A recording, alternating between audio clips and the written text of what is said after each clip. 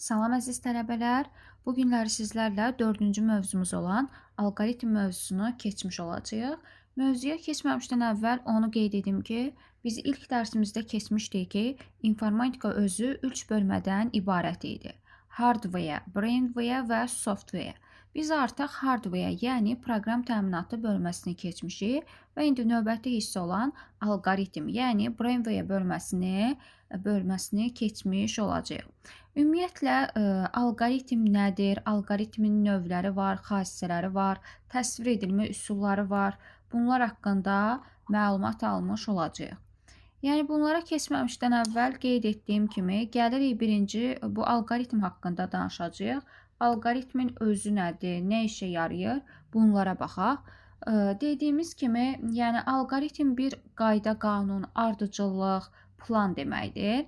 Yəni, məsəl üçün, bunu dərsdə də sizə qeyd etmişdim ki, tutaq ki, səhər durub kursa gələcəksiniz. Kursa gəlişinizi əvvəlcədən planlayırsınız.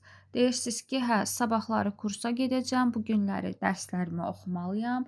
Dərsə hazır olmaq üçün, kursa hazır olmaq üçün əvvəlcədən hazırlaşmalıyam ki, və yaxud da ümumiyyətlə bu ardıcıllıqdır ki, siz deyirsiniz ki, imtahana hazırlaşıram və yaxud da deyirsiniz ki, dediyim kimi, sabah kursa gedəcəm, duracam, bunu edəcəm ki, bir plan qurursunuz. Bu planın özü də bir alqoritm olmuş olur.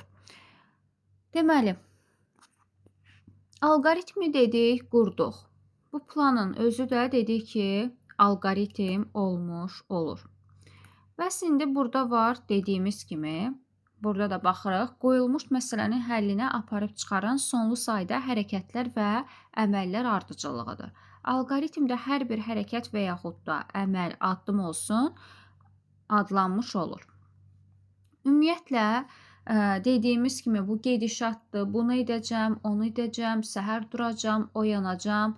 Bu kimi prosedurlar, addımların özü də, yəni alqoritmin özü də addım adlanmış olacaqdır. Yəni alqoritm addımlardan ibarətdir və burada da baxdığımız kimi alqoritmin özü, adı Al-Xərəzmin adı ilə bağlıdır. Yəni ilk dəfə olaraq o əsasda yaranmışdı. Daha sonra gəlir bizdə növbəti hissəyə baxırıq. Alqoritmin xassələri var. Alqoritmin hansı xassələri var? Ümumiyyətlə, alqoritmin 4 xassəsi var və qeyd edək ki, alqoritm mövzusundan həm nəzəri hissədən, həm də məsələ hissəsindən, yəni praktiki hissəsindən sual düşə bilir. Ona görə də həm nəzəri hissəsinə, həm də praktiki hissəsinə, məsələ hissəsinə baxmış oluruq. Deməli, baxırıq alqoritmin hansı xassələri var. Alqoritm diskret olmalıdır. Diskret necə? Yəni ardıcıl olmalıdır. Dediyimiz kimi bir addım icra ediləndən sonra digər addıma keçməlidir. Yəni burada hər bir addım sonlu olmalıdır. Yəni bir addım bitməlidir ki, digər addım başlamış olsun. Diskretlik xassəsinə başqa cür dediyim kimi ardıcıllıq xassəsi də deyilir. Növbəti xassə gəlir müəyyənlik xassəsi. Müəyyənlik xassəsi yenə də bunun adına deterministlik xassəsi də deyilir. Yəni qarşınıza çıxa bilər, variantlarda o şəkildə də görə bilərsiniz. Müəyyən adından da göründüyü kimi nə dedik? Alqoritm addımlardan ibarətdir. Deməli, hər bir şey addımlardan irəli gedəcək. Yəni burada da hər bir addım müəyyən olmalıdır, bir qiymətli olmalıdır. Növbəti xassəmiz gəlir kütləvilik xassəsi. Bu arada qeyd edim ki, mən diskretlik xassəsini qeyd etdim. Dedik ki, bir addımın icrası bitəndən sonra digər addım başlayır və addımlar sonlu olmalıdır. Diskretlik xassəsində addımlar sonlu olur və bəzən tələbələr çaşdırır. Nəticəvilik xassəsində isə ümumiyyətlə alqoritmin özü sonlu olur. Yəni, alqoritm sonlu sayda addımlardan ibarət olur və sonda nəticə olur ki, yəni alqoritm bitdi. Diskretliklə isə hər bir addım bitir, növbəti deməli addım başlamış olur. Kütləvilik xassəsinə baxırıq. Kütləvilik xassəsi isə iki mənada başa düşülə bilər. Yəni, məsəl üçün deyə bilərik ki, burada bir məsələ üçün yazılmış alqoritm bütün sinifə aid ola bilər, bütün sinifə aid edilir, şamil edilir, belə də deyə bilərik, bu şəkildə görə bilərsiniz. Və yaxud da ikinci mənası da odur ki, məsələ kütləvidir, yəni hamı tərəfindən başa düşülmüş olur. Bu da oldu alqoritmin xassələri. Baxırıq, növbəti gəlir. Məsələnin kompüterdə həllinin mərhələsi. Ümumiyyətlə, məsələnin kompüterdə həll mərhələsi müəyyən ardıcıllıqlardan ibarətdir. Burada baxarıq, məsələnin hansı mərhələləri var? İlkin olaraq bir qarşımızda məsələ olmalıdır ki, onu həll edək. Yəni, ilk işimiz məsələnin qoyuluşudur. Məsələni qoyduq. Daha sonra nə edərik? Həmin bu məsələni qoyandan sonra bilirik ki, bu məsələ nədir? Bir araşdırmalıyıq da. Məsələnin ikinci işimiz nədir? Məsələni analiz və tədqiq edirik. Üçüncü işimiz nədir? Məsələni qoyduq, analiz etdik, həll alqoritmini qururuq. Həll alqoritmini yaradırıq.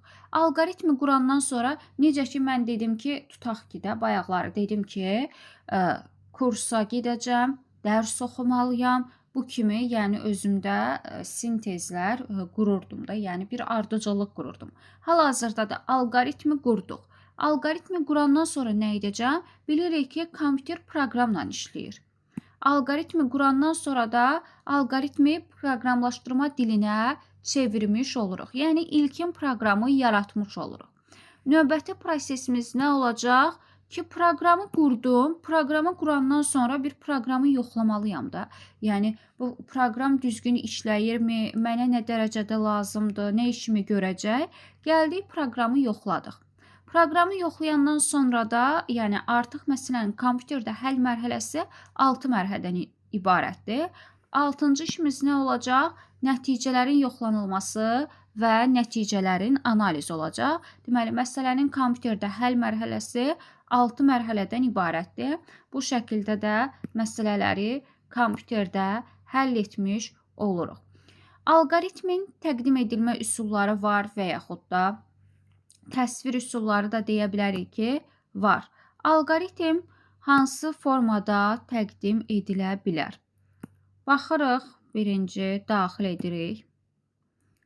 Və yaxud da təsvir üsulları da gedir, yəni başqa cür görsəz, bu deməkdir. Həm təqdim edilmə üsullarıdır, həm də təsvir üsullarıdır.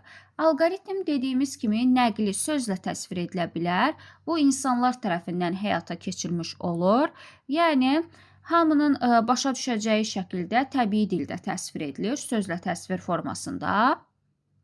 İnsan tərəfindən də aparılmış olur təbii dildə təsvirdə. Misal olaraq, məsəl üçün deyə bilərik ki, buna tutaq ki, 3 və 4 ədədlərinin hasilinin tapılması alqoritminin qurulmasına baxırıq. 3 və 4 ədədlərini daxil edəcəyik. Vurma cədvəlindən istifadə edərək 3 və 4 ədədlərini bir-birinə vurmuş olacaq və nəhayət növbəti nəticədə 12 ədədini tapmış oluruq. Yəni, bu xassisə, belə deyək də, daha çox istifadə edilmir təqdim edilmə üsulu. Nəyə görə? Çünki bu alqoritm demişdik ki, kütləvi olmalıdır da. Kütləvilik xassəsini ödənmədiyindən az hallarda istifadə edilir.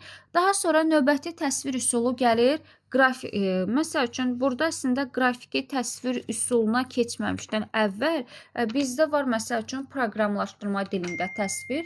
Bunu niyə görə deyirəm? Çünki bizdə daha çox istifadə etdiyimiz təsvir forması bizdə blok skem vasitəsilə təsvirdir. İndi baxırıq bizdə proqramlaşdırma dilində təsvir və yaxud da pseudokod vasitəsilə təsvir, bunlara baxaq. Deməli, proqramlaşdırma dildə, alqoritmik dildə təsvir dedikdə, burada xüsusi sözlərlə daha, yəni qısa formada yazılış formasıdır. Ən yığcam formada hansı alqoritmin növü var desək, təsvir üsulu var desək, bu proqramlaşdırma dilində, alqoritmik dildə təsvir olacaq. Burada proqram qururduq. Yəni, məsəl üçün, yenə A və B ədədlərinin hasilinin tapılması verilir. Alqoritm verilənlər nədir? A və B-dir, tapılmalıdır. C bərabərdir. A vur B-dir. Bu şəkildə qururuq və nəticəmizi almış oluruq. Bu alqoritmik dildə təsvir idi. Növbəti psevdokodla məsəl üçün təsvir var. Psevdokodla təsvir isə yenə də alqoritmin kodlarla 0 və 1-lər şəklində təsvir olunmasına aid edirlər. Yəni burada həm təbii dildə təsvir var idi, həm də var idi, məsəl üçün, blok sxem vasitəsilə təsvir var. İndi onu qeyd edəcəyik. İnsanların anlanması üçün təsvir formasıdır. Yəni, daha rahat şəkildə başa düşməsi üçün istifadə edilən təsvir formasıdır. Nəinki proqram dilində yazılmış. Yəni, hər kəs tərəfindən aydın edilməlidir. Başa düşülməlidir. Növbəti təsvir üsulu gəlir qrafiki. Blok sxem vasitəsilə təsvir. Yəni, alqoritmin ən geniş yayılmış təsvir üsullarından biri blok sxem vasitəsilə təsvir formasıdır. Bunlar müəyyən ardıcıllıq formasında funksiyaları yerinə yetirirlər və qrafikalar formasında qrafiklər şəklində qurulmuş olurlar. Yəni, bir mərhələdən digər mərhələyə keçid bloklar vasitəsilə olur. Deməli, belə baxaq. Yəni, bu zaman onlar qrafiki formada blok sxem vasitəsilə təsvirdə həndəsi fiqurlardan istifadə edilir. İndi baxaq necə olur. Baxdığımız kimi, buradakı nümunə də var. Proqram vasitəsilə təsvirdə qeyd etmişdim. Yəni, nümunə olaraq, məsəl üçün, burada nümunə verilmişdir ki, proqram necə qurula bilər. Baxırıq ki, məsəl üçün, hello name yazıb, print verib, helloya name'i verib və yaxud da name kim, hello name kimi, deməli, proqramımız ortaya çıxmış olur. İndi baxırıq blok sxem vasitəsilə təsvirə. Deməli, blok sxem vasitəsilə təsvir zamanı blokların sxem vasitəsilə təsviri zamanı fiqurlardan istifadə edilir. Bu zaman biz verilənləri daxil edən zaman müəyyən fiqurlardan istifadə edirik. Yəni, alqoritmin qurulması zamanı. Tutaq ki, dövrə başlayırıq. Dövrə başladığımız zaman ilk olaraq nə olur? Başlayırıqsa, başlanğıcı olmalıdır da bu dövrün. Dövrə başlayırıq, yəni bu şəkildə prosesin başlanılması və prosesin başlanılması və sonunun bildirməsi deyə bir burada əmr var. Bu niyə gəlmədi? Burada belə bir şey gəlməli idi, gəlmədi. Deməli, baxaq, prosesin başlanılması və sonunu bildirir. Belə bir oval və yaxud da dairə şəklində görmüş olacaq. Daha sonra növbəti gəlir proses hesablama bloku. Bu şəkildə qarşınızda çıxa bilər. Proses hesablama əməliyyat bloku kimi gedir. Verilənlərin qiymətini, təsvir formasını və yaxud da yerləşməsini, dəyişən əməliyyat və yaxud da əməliyyatlar qrupunu həyata keçirmiş olur. Yəni, hesablamalar burada həyata keçirilmiş olur və yaxud da hesablama bloku adlanmış olur. Növbəti hissə gəlir daxil etmə bloku. Daxil etmə bloku nədir? Biz təbii ki, verilənlər üzərində işləyirik. Verilənlərin daxil və xaric edilməsi üçün istifadə edilir. Burada da qeyd etmişik ki, kompüterə daxil və xaric edilməsi. Növbəti hissə gəlir şərt bloku. Şərt bloku və yaxud da seçmə bloku, məntiqi blok da deyilir.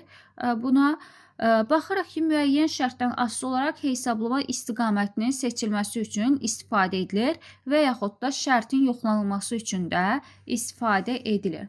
Sonra gəlir dövr bloku, modifikasiya bloku. Modifikasiyalı parametrdə gedir. Deməli, dövr strukturlu alqoritmlərinin təsviridir ki, demişdik ki, alqoritm dövr edə bilər. Bu zaman həmin bu dövr blokundan istifadə edilir.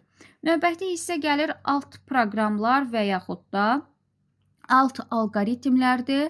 Bunlar da ki, müəyyən əvvəlcədən hazırlanmış alqoritmlər əsasında və yaxud da proqramlardan, alt proqramlarından istifadə edilmiş olur. Növbəti hissə gəlir, baxırıq, burada qaçırmışıq, çap etmədir. Çap etmə də nədir? Sonda alqoritmin yoxlanılması, çapa verilməsi üçün istifadə edilir. Yəni, alqoritmin çıxışını həyata keçirmiş olur.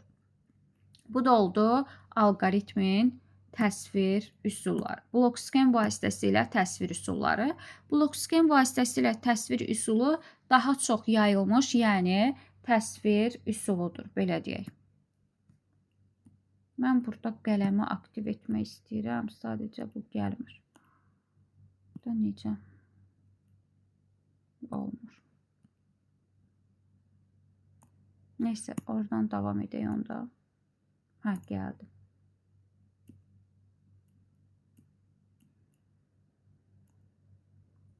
Aktiv oldu. Deməli, baxırıq ki, burada belə bir blok skem verilir və nəyi verib bizə? Tutaq ki, bayaqları dedik ki, ilk işimiz nə idi? Dövrün başlanğıcı olurdu. Başlanğıcı dairə şəklində daxil edib və burada kvadratda nə verirdi?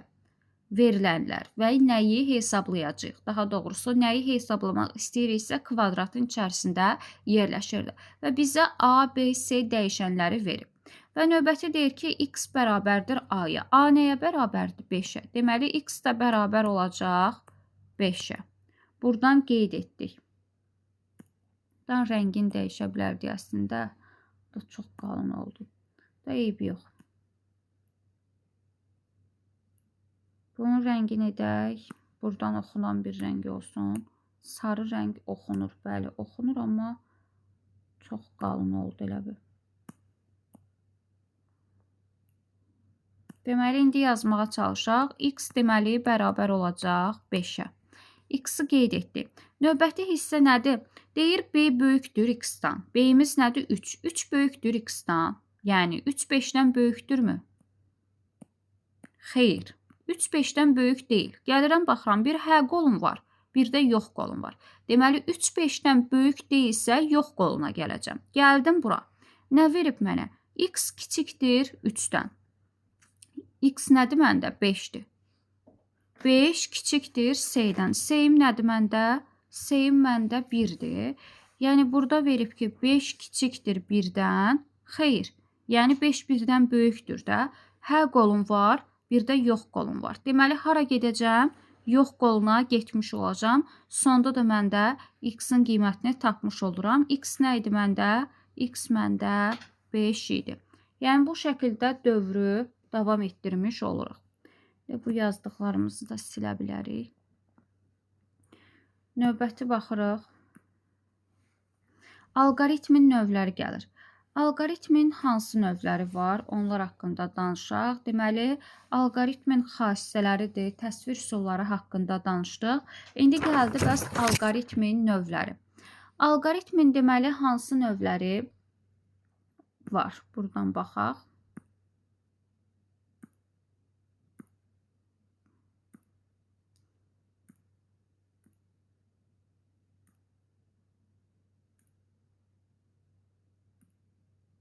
Deməli, baxırıq ki, xətti, budaqlanan və dövrü alqoritmin növləri var. Bəs bu alqoritmin növləri nə işə yarayır və hər biri ayrı-ayrılıqda nə deməkdir? Onlara baxaq. Birinci gəlir xətti alqoritmin. Bu daha sadədir, heç bir qayda, qanun yoxdur. Yəni, xətti alqoritm nədir? Hər bir addım yazıldığı ardıcıllıqla bir dəfə icra edilmiş olur xətti alqoritmdə. Yəni, nə heç bir ardıcıllıq var, daha doğrusu, nə heç bir şərt var. Sadəcə yazıldığı ardıcıllıqla bir dəfə icra edilmiş olur. Burada heç bir şərt yoxdur demək istəyirdim. Ardıcıllıq dedim. Ardıcıllıq var, amma heç bir şərt olmur. Heç bir şərtdir, dövr olmur. Ki, dərs vaxtı da misal vermişdim ki, çayın dəmlənməsi prosesi nə edirdi? Çaynikə quru çay atırdıq, daha sonra isə qaynar su əlavə edib, qazın üzərinə qoyub qızdırmış olurduq və nəhayət, burada heç bir nə təkrarlanma, nə də şərt olmurdu. Daha sonra xətti alqoritm, belə deyək, xətti alqoritm dediyimiz kimi ardıcıl formada olur və burada dediyimiz kimi, məsəl üçün bu şəkildə 2 və daha çox ardıcıl proseslərdən ibarət olur. Yəni, dedik ki, ardıcıllıqdan ibarət olur. Xətti alqoritm bir neçə ardıcıl prosesdən ibarət ola bilər. Və yaxud da demişdim ki, üçbucağın sahəsinin tapılması idi ki, düsturdakı verilənləri yerinə qoyub üçbucağın sahəsini tapmış olurduq. Bu olurdu bizdə xətti alqoritm. Növbəti hissə gəlir budaqlanan alqoritm. Budaqlanan alqoritm nə idi? Müəyyən bir addımdan sonra, yəni demişdik ki, alqoritm addımlardan ibarətdir də. Müəyyən bir addımdan sonra elə bil ki, alqoritmdə şaxələnmə, bölünmə baş verirdi. Yəni bu nə demək idi? Tutaq ki, deyirəm ki, mən səhərki günümü planlaşdırıram. Deyirəm ki, səhər tezdən oyanacam, nə bilim, idman edəcəm, kitab oxuyacam, yemək yeyəcəyəm və deyirəm ki, əgər hava yaxşı olsa, dostumla görüşəcəm. Yəni mən burada əks halda, yəni ifadəsi qoyuram. Hava yaxşı olsa, dostumla görüşəcəm. Əgər hava pis olsa, əks halda evdə oturub kitab oxuyacam. Belə bir şərt qoyuram. Yəni göründüyü kimi mən burada müəyyən mərhələdən sonra alqoritmə şərt qoymuş oldum və burada şaxələnmə baş vermiş oldu. 2 yerə bölünmüş oldu. Hansı səbəbə görə? Hava şəraitinə görə alqoritm artıq budaqlanmış olacaq. Yəni bu prosesdə bizdə alqoritmin budaqlanması deyilir. Yəni müəyyən şərt varsa, deməli hansı alqoritmdir? Budaqlanan alqoritm olmuş olur. Ümumiyyətlə, budaqlanan alqoritmin də özü 2 yerə bölünür, baxırıq. Tam budaqlanma var, natamam budaqlanma var. Bunlar nədir bəs? Tam budaqlanmada elə bil ki, şərt blokunun hər iki tərəfində hesab bloku olur. Yəni, bu şəkildə şərt blokumuz bizdə nə idi? Romb idi. Şərt blokunun hər iki tərəfində hesab bloku varsa, bu bizdə nə olacaq? Tam budaqlanma olacaq. Bura hə yazıram, burada yox yazıram. Əgər birində, məsəl üçün, birində hesab bloku yoxdursa, bu zaman bu bizdə olacaq nə?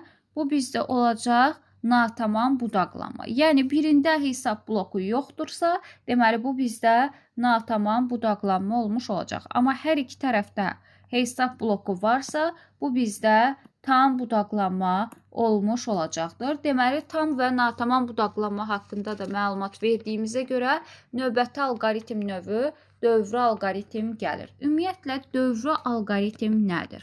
Şərtindən asılı olaraq alqoritmin müəyyən bir hissədə dövr etməsidir. Yəni, şərtə qədər. Şərt nə zaman ödənirsə, həmin hissəyə qədər alqoritmin dövr etməsidir. Yəni, şərt ödəndiyi zaman artıq nə olacaq? Dövr başa çatacaq və nəticə deməli sona çıxmış olacaqdır. İndi baxıram ki, mən bayaqları ilə burada şəklə baxaq, sonra keçək. Dedik ki, budaqlanma necədir dedik? Tam budaqlanma var idi, natamam budaqlanma var idi. İndi şəklə baxsaz artıq hansının tam, hansının natamam budaqlanma olduğunu biləcəksiniz. Fikir verirsinizsə, şərt blokudur burada və şərt blokunun hər iki qolunda hesab bloku varsa, bu birdir, bir qoludur, digər qolu. Deməli, bu bizdə nə olacaq? Tam budaqlanma olmuş olacaq. Digərinə baxıram ki, şərt blokunun hə qolunda hesab bloku var. Yox qolunda hesab bloku yoxdursa, deməli, bu nə idi bizdə? Natamam budaqlanma olmuş olurdu. İndi gəlirəm mən növbəti hissəyə. Növbəti hissəm gəlir mənim. Növbəti hissəyə daxil olduq. Elə burada da fikir veririksə, hesab, daha doğrusu mən dövrü alqoritm haqqında danışırdım. Gəlin dövrü alqoritmə baxaq. Burada misal olaraq bunu qeyd etmişdim. Deməli, dövrü alqoritm dedik ki, artıq dedik ki, dövrü alqoritm müəyyən şərt ödənənə qədər dövr etmiş olurdu. Dövr edəndiyi zaman dövr başa çatır və nəticələr çıxışa göndərilmiş olurdu. Həmin bu dövrün alqoritmin dövr edən hissəsinə isə bizdə dövrün gövdəsi deyilirdi. Ki, sadə dövrlər ola bilər, mürəkkəb dövrlər ola bilər, sadə strukturdursa, yəni sadə dedikdə, belə deyək də, bir dövrdə bir əməliyyat yerinə yetirilirsə, bu sadə strukturu idi. Yəni, bu şəkildə dedik ki, addımlardan ibarətdir. Addımları qurduq. Bu sadə dövrdür. Yəni, dövrdür, öz daxilində bir əməliyyatı yerinə yetirir. Bəs burada, məsəl üçün, belə bir alqoritm quracam. Burada tutaq ki, gəldi belə. və yaxud da onun daxilində də bir əməliyyat dövrü varsa, bu isə bizdə mürəkkəb dövr olmuş olacaq. Yəni iç-içə olduğu zaman bir neçə əməliyyat olarsa, bu artıq bizdə mürəkkəb dövr olmuş olacaq. Dövr alqoritmi özü 3 yerə bölünür. Ön şərtli, son şərtli və modifikasiyalı dövr. Ön şərtli adından da göründüyü kimi şərt öndə olur. Fikir veririksə bu hesablama blokuydu da.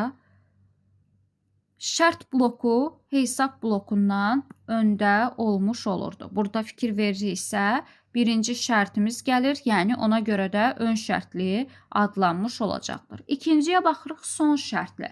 Yəni şərt bloku hesab blokundan sonra yerləşmiş olacaqdır. Bu da olacaq bizdə son şərtli dövr. Növbətiyə baxırıq dövrün növünə. Modifikasiyalı dövrdə isə sadəcə dövr bloku olmuş olacaqdır. Dövr bloku və hesab bloku yerləşmiş olur. Qarşımıza belə məsələlər çıxacaq bizim modifikasiya ilə bağlı. Burada fikir veririksə dövr blokunda nə var? Birinci ilkin qiymətimiz yerləşir. İkinci yerləşən hissə bizdə dövrün son qiymətidir. Bu üçüncü qiymət, yəni i-nin qiyməti isə bizdə, məsəl üçün belə deyim də, dövrün başlanğıc qiyməti məndə 5-dir. Dövrün son qiymətini verib məndə məsəl üçün 15. Bu isə məndə verir ki, nə yazaq? Tutaq ki, dövrün də qiymətini yazacaq 3. Bu nə deməkdir? i-nin qiymətini də yazdım 3. Yəni dövrümün ilkin qiyməti 5 idi, sonda 15 olub. Amma necə? Aralarındakı əlaqə nədir? İlkin qiymətin üzərinə i-ni gəlir və dövrün qiymətini alır hər dəfə. Yəni ilkin qiymətdə dövrün qiymətini alıb 5 plus 3 8. İkinci hissədə alıb qiymətini 8 almışdım da. Artıq 8-in üstünə 3 gəlməlidir.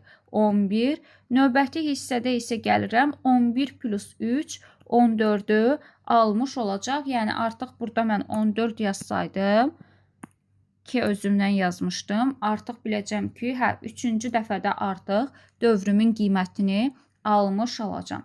Yəni bu nə qədər artım varsa aralarında əlaqəni göstərmiş olur.